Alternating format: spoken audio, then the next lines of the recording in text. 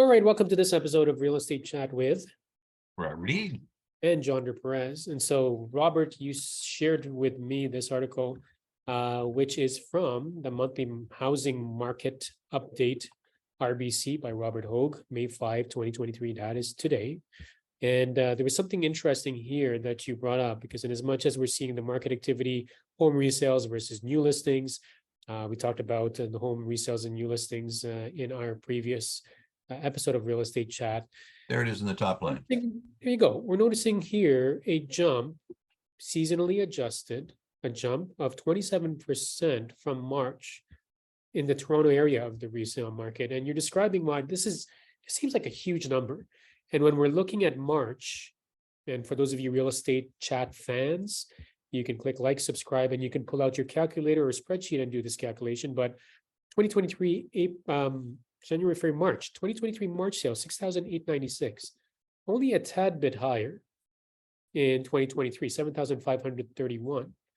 27% is if you're calculating it on seasonally adjusted. What does that mean, Robert? And is that making more of an amplified result, or is it something we should be concerned about?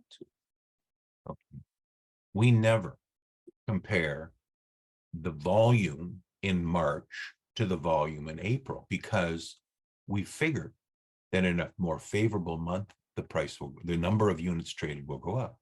So I did a study on this, and as a matter of fact, in the last 41 years, there's been 21 ups and 22 downs, or the other way around, whatever it is, and it comes out at pretty much flat, if you include the big change of minus 68% for 2020. And if you don't, well, then it's up a couple of points, but it's no big deal.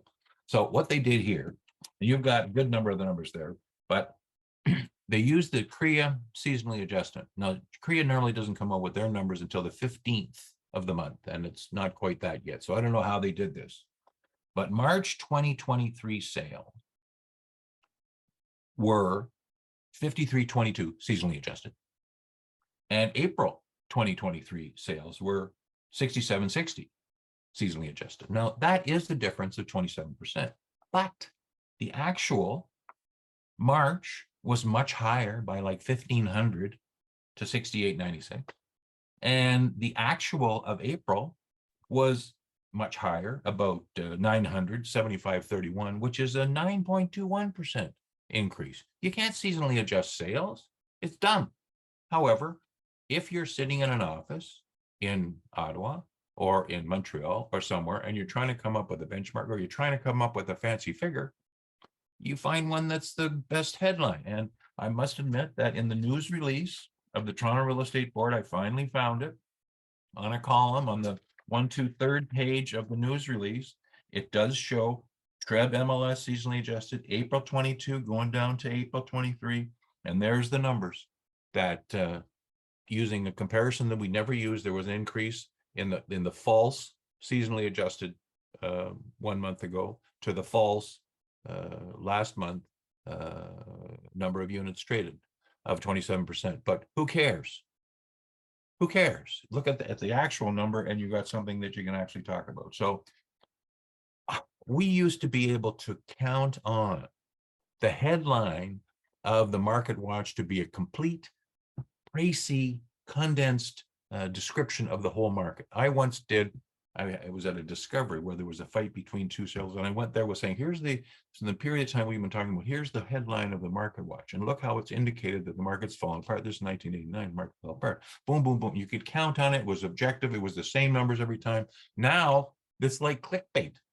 They are putting out different numbers, seasonally adjusted, based on a year ago, based on year to year, based on whatever sounds the best, because I guess they're trying to stage manage the opinions that come out in the Toronto Star, which you can't, because they're always going to pick the worst one.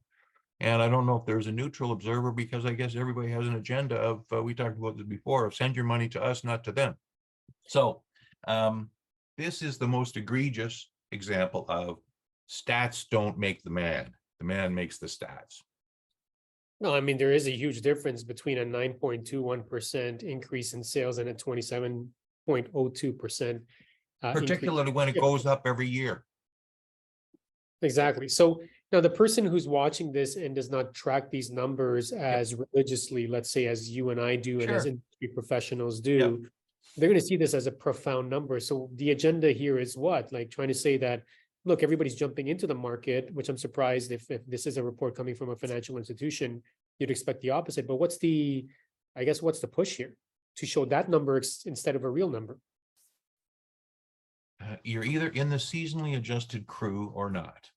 Why would they do it? I know why Trev would do it. Why this guy would do it, I only can say that he had the information a day ago and he found the best statistic in there and he used it. And it doesn't matter to him.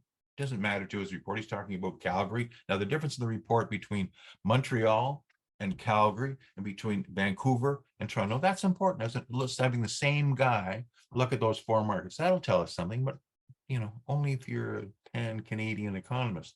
If you're just wondering what's happening in Toronto with condos, it's just so much fluff. You can only pay attention to so many things. So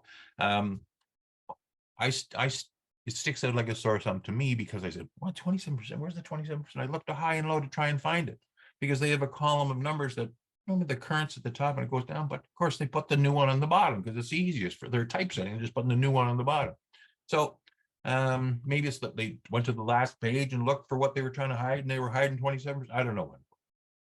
But people are strange and facts are stranger. Well, it also shows that you can use whatever facts you want in order for you to Not facts, whatever it stats. is that you want. So if you're watching this and you've liked and you've subscribed or you've disliked, all of that is okay. Leave your comments in there. Make sure you're doing research carefully and make sure you're looking at various different resources. Look up the Toronto Regional Real Estate Board Market Watch, which we mentioned in our previous episode, and look up this report and see what that means. And then ultimately, you've got to make the right move for yourself. Make sure you ask your questions, leave your comments. Thank you for watching this episode of Real Estate Chat. We'll see you next time. Hasta la pizza.